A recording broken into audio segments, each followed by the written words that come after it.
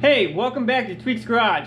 In this episode, we're going to be covering the next project, Goliath.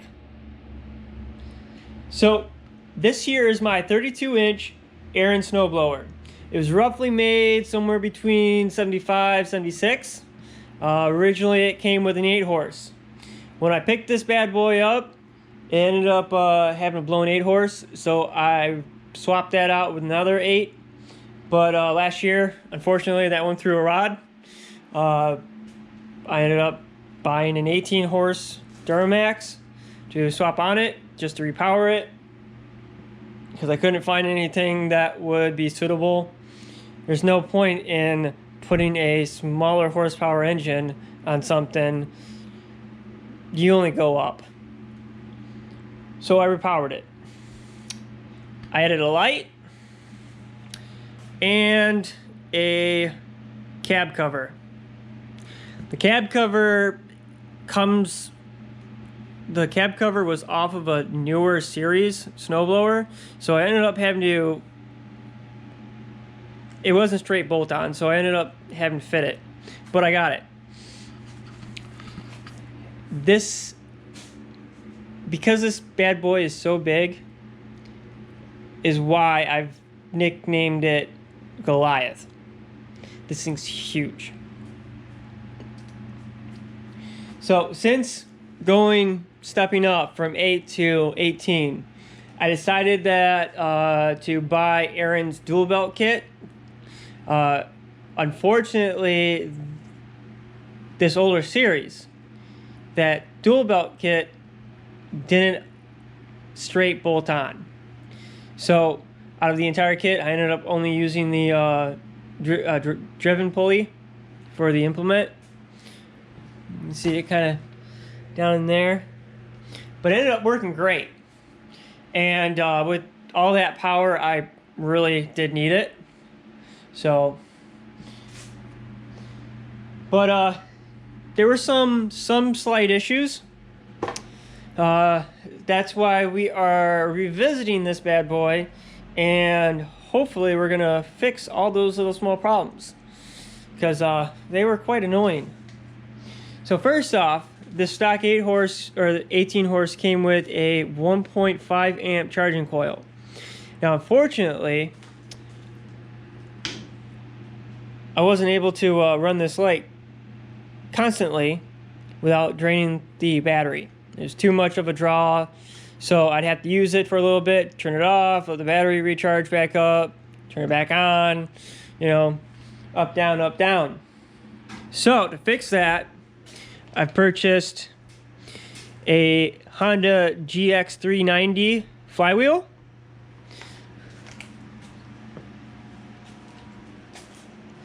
The 18 amp charging coil, sub harness, and voltage regulator. Pretty penny right there. And we're just gonna throw that right on there. The second was this light. It's small.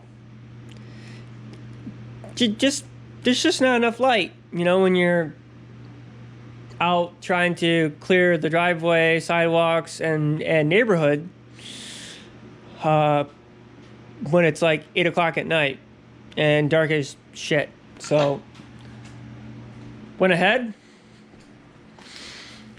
bought a big ass light bar. That big ass light bar is gonna be fitted right up there.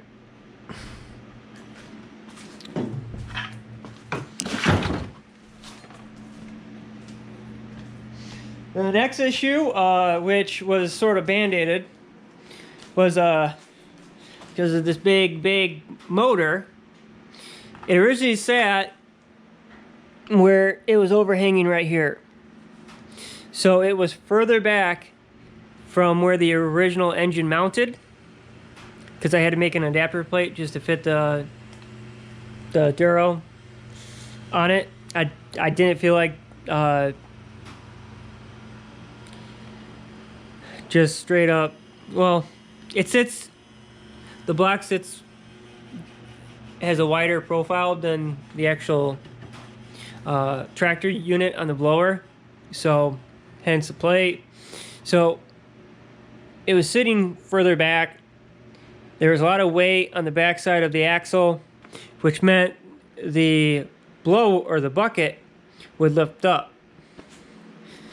So hence this huge 40-pound weight. Now, it did help a lot. But the problem I had was when that bucket loaded up and I was cranked out throwing snow, the whole thing would freaking shake. So I'm hoping, and I've already done it already, the videos I shot of doing it kind of got deleted, but I've already moved it as far forward as I possibly can. Still keep alignment with my pulleys to help move more of the engine weight forward. So hopefully I can pull that weight off and it's balanced better. Because I want to relieve some of the stress that I'm putting on it, because this bolts to the tractor, so it would shake here. And then the handles bolt to the tractor and it would shake here. So the whole thing would be doing one of these. Wouldn't be long before, you know, break all the handles. That'd really stink. Now, the other problem I have is the stock gas tank that came on this motor fits about a gallon of fuel. Now, running that big motor, that gallon of fuel lasts maybe 3 hours.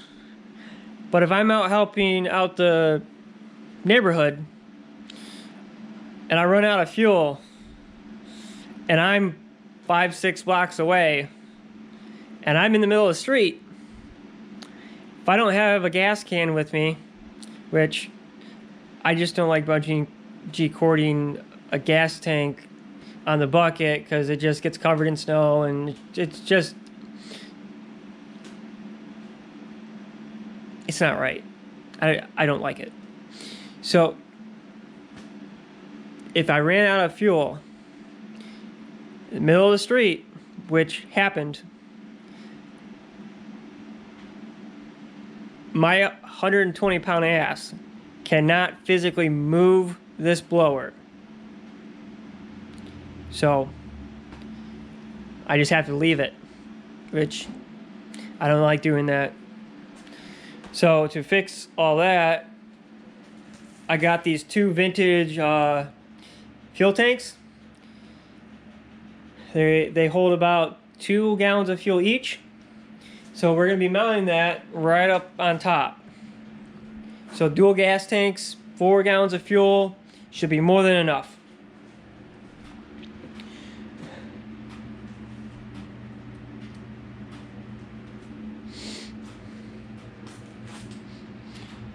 Now, the last major issue that I noted was I got more than enough power.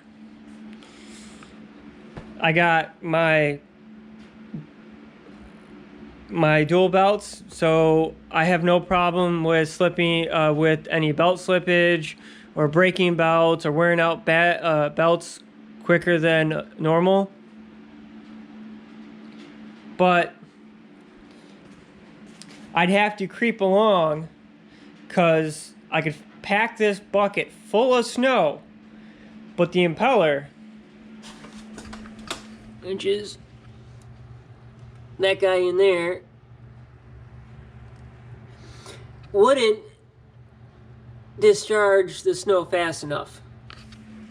Now, I have compared it between that and my older version, because if you notice the bucket shape, this is a teardrop shape, so it's an older bucket style.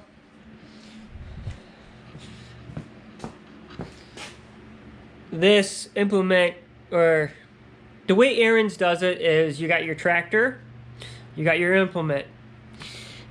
you can attach different implements to your tractor. I believe this implement came off of a newer 32 where they changed the design. I'm not too certain when they did that, but if I had to guess, it'd probably be in the 80s. But when they did that change, if you notice here, they added this little plate where it's just a smaller bucket or smaller chute hole. And the impeller blades are different. So we're gonna fix that engineering mistake.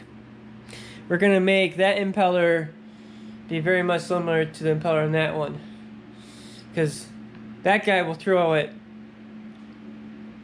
across the street, over the sidewalks, no problem. Haven't measured it out, but it's pretty far.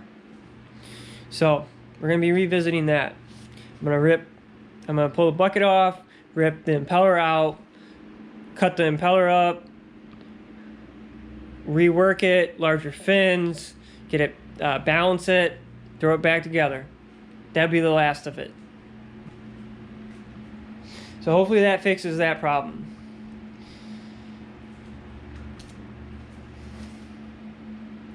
Now, I didn't have any power problems.